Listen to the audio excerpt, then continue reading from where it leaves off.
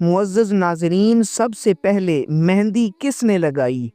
حضرت انس بن مالک رضی اللہ تعالی عنہ سے روایت ہے، وہ فرماتے ہیں کہ اول من خضب بالحناء والکتم ابراہیم، کہ سب سے پہلے جس نے مہندی لگائی اور کتم نام کی بوٹی سے خضاب لگایا وہ حضرت ابراہیم علیہ السلام ہیں۔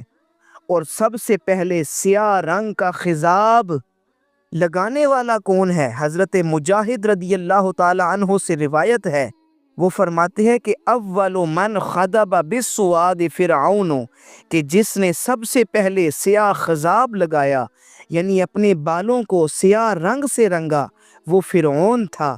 حضرات محترم، اس روایت سے یہ پتہ چلا کہ سب سے پہلے مہندی لگانے والے اور اپنے بالوں کو سرخ رنگ کی یا گندمی رنگ کی مہندی لگانے والے اور خضاب لگانے والے ابراہیم علیہ السلام ہیں، جبکہ اپنے بالوں کو سیاہ رنگ کا خضاب لگانے والا فرعون تھا۔